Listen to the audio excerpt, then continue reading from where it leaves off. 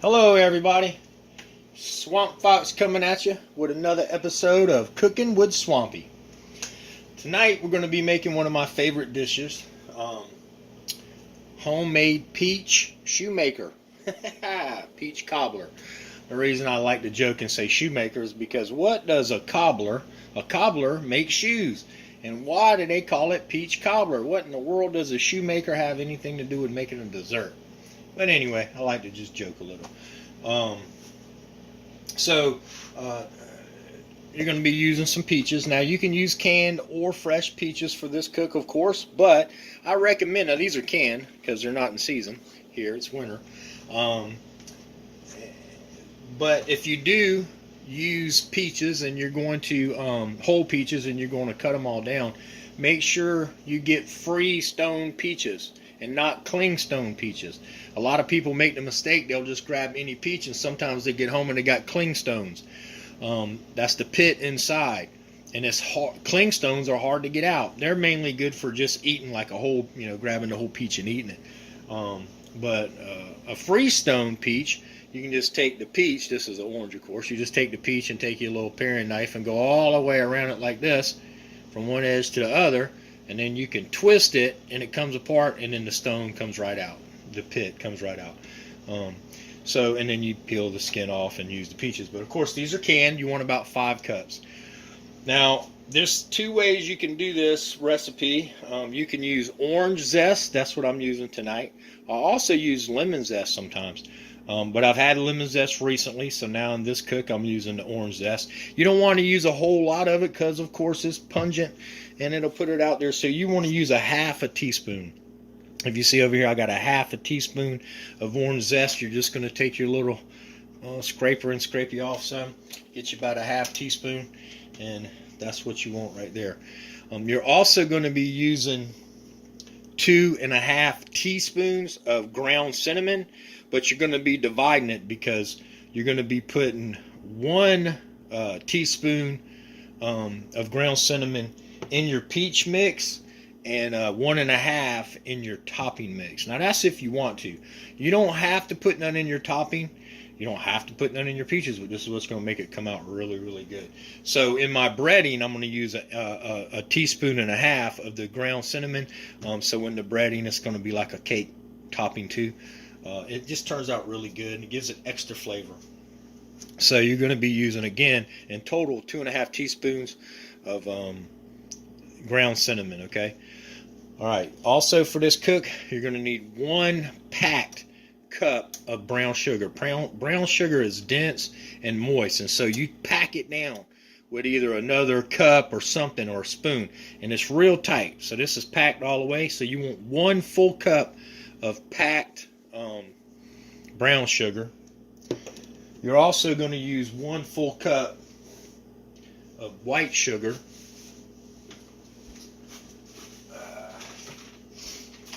You're going to use 1 full cup of white sugar. I don't have it cupped out yet, but I will in a second.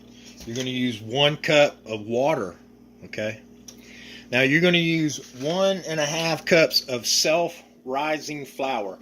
I recommend the self-rising flour because the way I'm going to do this is not like a traditional peach cobbler where most people pour the batter over the top. This will go in the bottom, on the very bottom under the peaches, and then it'll rise through. And then if you use self-rising, you don't have to put the baking powder and stuff like that in it at a separate measurement and all that. So, but you're going to use 1.5 cups of self-rising flour. Okay. You're going to use 1 tablespoon of well, this is the best. This is Nielsen Massey. This is what I use, and it's pure vanilla extract. This is real, okay? This is Madagascar bourbon, real vanilla extract. Don't get imitation. Spend a couple extra dollars. Get the good stuff, okay? So you're going to use 1 complete tablespoon of this, and this will be mixed in with your peaches as well. Okay.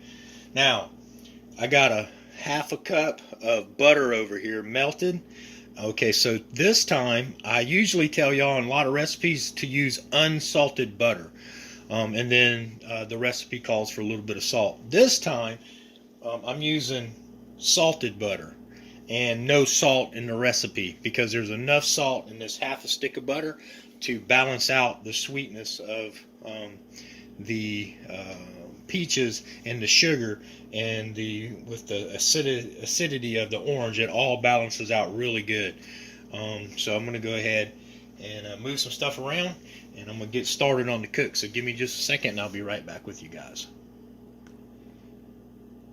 Okay, guys and gals, now I got my cup of white sugar. I had to use 3/4 cup and 1/4 cup. I'm out of cups right now. But anyway, so you're using 1 cup of white sugar, and of course it's loose, so you ain't got to pack it. And then, so you're going to take the 1 cup of water. All right, we're moving forward over here. You see I got a pot over here. You're going to turn it. You're going to put the 1 cup of water in the pot. Okay.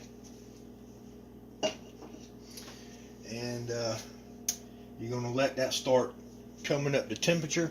You're going to you want it on about medium. I got it on high right now just so it builds temperature pretty quick, but you want to have this on medium.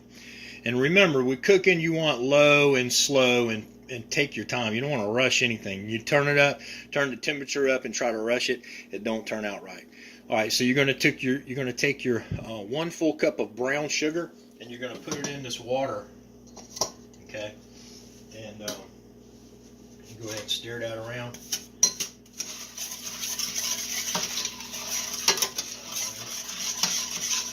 You want that to melt down, let that sugar dissolve. Alright, now I'm going to turn it on medium high. So you want it on about a medium to go into medium high. Not high, but medium to medium high.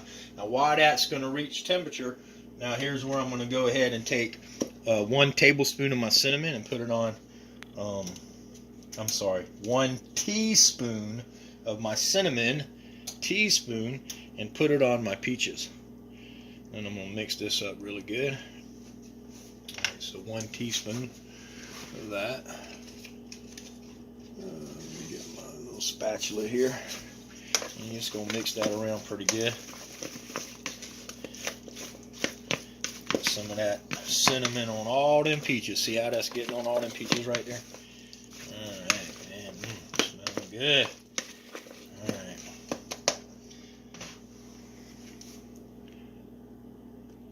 Alright, next we're going to do 1 tablespoon of this vanilla extract. Okay, 1 whole tablespoon. And we're going to mix it in on top of the, we're going to mix it in right over here on top of the peaches and cinnamon. Got 1 tablespoon.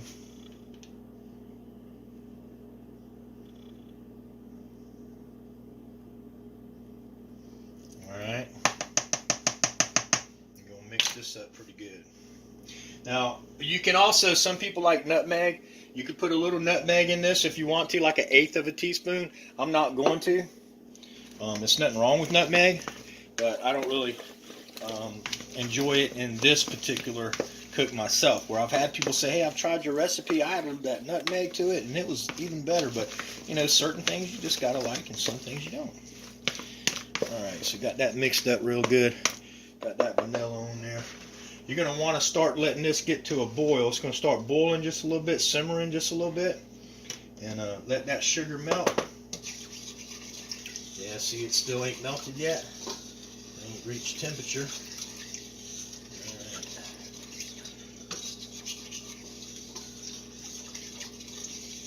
Now you're going to get this other bowl over here. This is going to be for your topping, okay? For your breading. You're going to put your your cup and a half of flour in here, self-rising flour, okay? And now this is when you're going to use your 1 cup of white sugar, okay? Of course, I had it a 3/4 cup and a 1/4 cup. And also you're going to use, this is where you're going to use 1.5 cups of milk as well.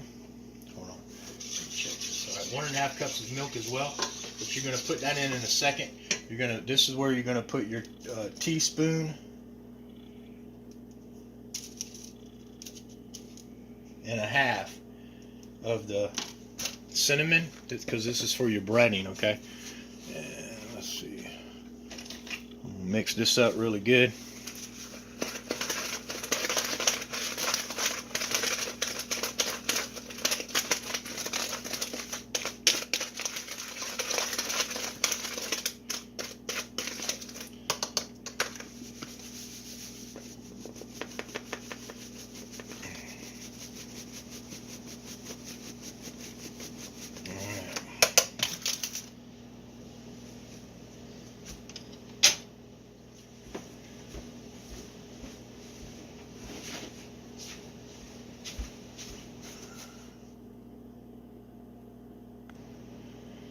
Alright, so now that you got your cinnamon and your vanilla, you're going to go ahead and add your orange zest. And then you're going to mix this around. Okay? Just mix it around really good. Believe it or not, it's just a little bit. You're like, wow, a half, or you might be like, dang, a half teaspoon. That ain't going to give no flavor. I'm going to tell you right now, you will taste that orange flavor. Now, you could put more if you really like. I would put no more than a teaspoon. That's a half a teaspoon. I put up to a teaspoon, and I always correct things. As like, last time that I did orange, I used a teaspoon. I said, it was good. It was really good. But I said, I'd rather not so much orange, so I went to a half a teaspoon. I might recommend that for you guys. Now, you see how it's starting to boil over here? See this pot's boiling? All right. Now, that's when you're going to add your oranges in. Oranges, Lord have mercy. You're going to add your peaches in. You're going to put that back on the fire. And you're only going to want to cook this for a minute or two. About 2 to 3 minutes, I should say. You don't want to overcook the peaches because you're going to cook them. You're going to cook them in the oven. And you want to set your oven at about 350, okay?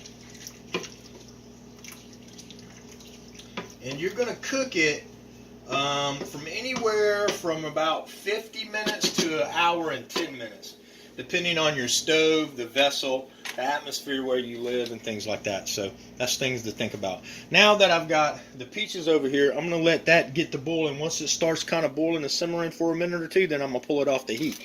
Right now, I'm going to take my 1.5 cups of white milk, and I'm going to put it in my topping. And I'm going to go ahead and mix that up.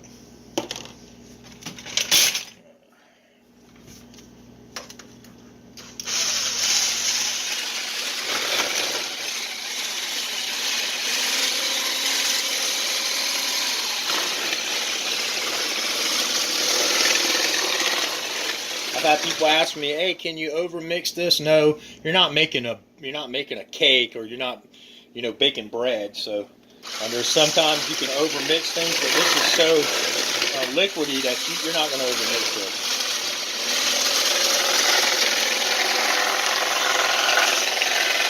So you do want to mix it, make sure it's all mixed really well.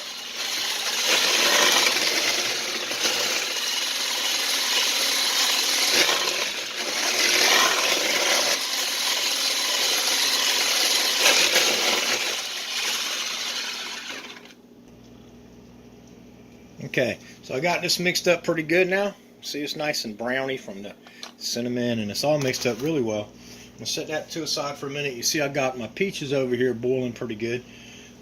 So they're, I'm going to go ahead and pull them off and set them to the side. Alright, and now bear with me. I'll be right back. Okay, so our next step is we're going to take our 1/2 cup of salted butter, and use real butter, guys. Again, it costs a little bit more than vegetable oil butter, that kind of crap, but it tastes so much better, and your recipes come out tasting so much better. It's all about building the flavors. If you just want to eat crap, then just go to McDonald's, but and eat crap. But if you're cooking and you're taking the time, spend a couple extra dollars on the ingredients. The flavor profile will be so much better. All right, so you're going to take this butter, okay, and you're going to pour it in the pan that you're going to be cooking in, okay. And you don't want to use too big of a pan for this. You want to use a deep dish, something deep dish, or even a crock pot type vessel. Get all that butter out of there.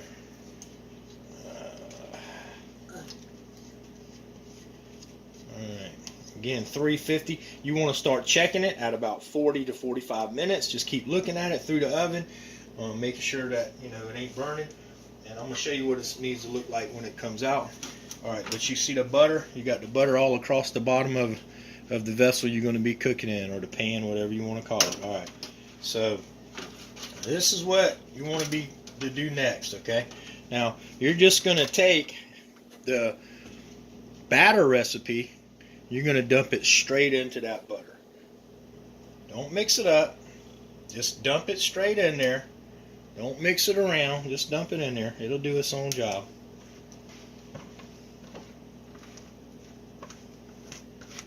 It knows what to do.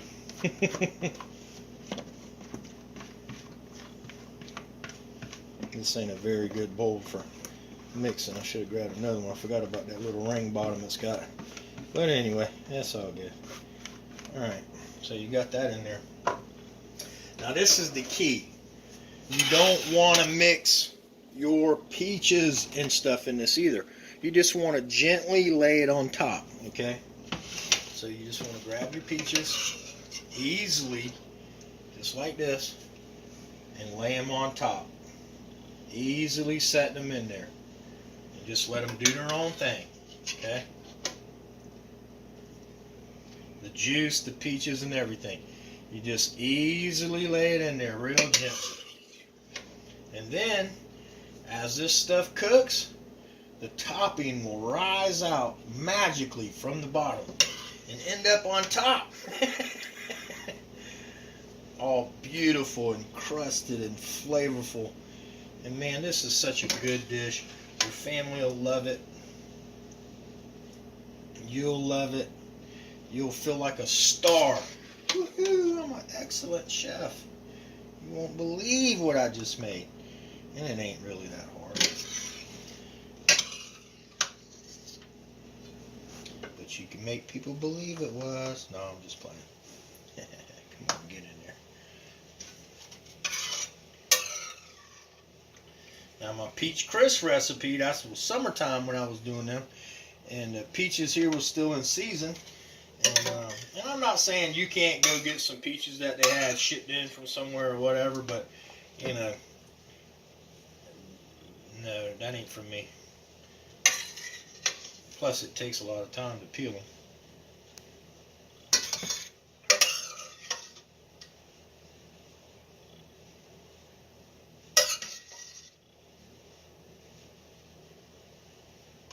Yeah, I sent my buddy a picture the other day when I made the lemon version. And I took a picture of it and I said, just made peach shoemaker. And when it's done cooking, I'll head over and we'll eat some. And they was like, oh, sounds good. And then, so they started looking up what peach shoemaker was. I got there and they go, man, we don't know what this is. We've never had this. And we started looking it up, trying to figure out what it was, but we couldn't find no food item that was peach shoemaker. I said, think about it. Cobbler, peach shoemaker. What do cobblers make? Shoes. And they started busting out laughing. Oh, I can't believe. And now my buddy Carl, it's hard to get things past him, he's not really one that you can get over a lot with jokes and stuff like that. He's usually pretty quick on catching things. And on that, he was like, oh, went straight over his head. I said, finally, though, I finally got you on something. Because usually he's pretty quick. But they're good friends. And I like to enjoy a lot of my culinary skills with them. They're my test dummies, I should say. Not dummies, but test friends. Along with the people that I work for. I cook a lot of things for them. And the people that I have their contract to fix their buildings, I cook a lot of things for them and give them things too and say, hey, tell me what you think. Should I add this? Should I add that? Because a lot of these recipes,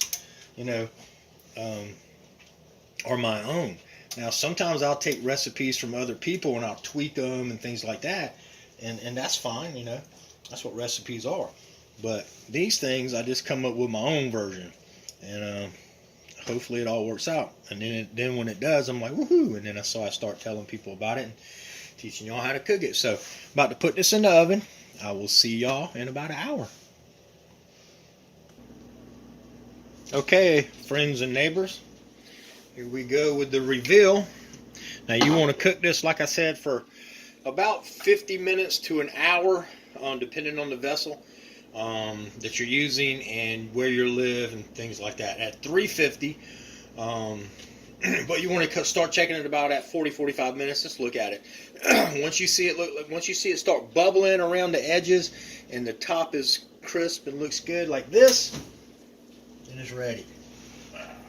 Oh yeah, look at there. Woo, look at that. Man, that's beautiful. Look at that. Beautiful. Now listen, don't be like most people and jump right into this, okay? And start eating some. This will burn your mouth off. Your tongue, your roof of your mouth will be scorched. You want to let this sit about 15, 20 minutes, okay? And then it's still going to be good and warm, but definitely don't want to just rush right into it. This will burn your mouth. It's got that syrup in there now, you know, that I made with the sugar and the water and stuff, and it will definitely burn your mouth. So anyway, it's beautiful. You see how the dough came up from the bottom, the self-rising flour came up from the bottom, and it looks real good. It's nice and firm. So I let this actually cook for an hour. You can maybe do a little less. I probably could have took this out about 5-10 minutes ago, but I like it a little bit more firm and harder. But it looks really good. It turned out really good. I see this corner right here. A little bit didn't, you know, enough didn't bubble up through in this one little corner, but that's okay. That's not a big deal at all. It turned out really good. And, you know, see me pick this hot pan up with my hand, but it's aluminum pan, so it's getting cool when I'm holding the edges. But anyway, plus I'm a ninja, so that don't matter. But look at that, man. That's going to be beautiful. Now, of course, get you some good vanilla ice cream or some Cool Whip. I love Cool Whip myself, so I do either way. I'll put some Cool Whip on it or eat it with vanilla ice cream. But anyway, I hope y'all enjoy. Try this recipe. Let me know what you think. Again, try it with or without the orange zest. Try it with or without lemon zest. I think that if you've had a traditional peach cobbler and you've never had one that's got a little lemon or orange zest in it, this is going to make a big difference. And also the fact that it's got cinnamon inside the batter topping. A lot of people put the cinnamon in the peaches, but they don't put it in the batter. I'm not saying nobody else has done it. I just haven't seen any other recipes with it. And I try new things, and I really do like it. It gives, if you just like took a piece of that batter itself and ate it, it's like a cookie type cake in itself with that sweet cinnamon running through. So anyway, I hope y'all enjoy. Let me know what you think. Tell me in the description, in the comments, if you tried it, what you added, what you took out, what you left in, if you did the exact recipe, and tell me what you think about it. I hope y'all have a great day. I hope God blesses each and every one of you and helps you have a prosperous life. If you have any strife with anyone in your life, reach out to them and try to squash it. It may be the best friendship you ever had. Over and out, y'all. God bless. See you next time.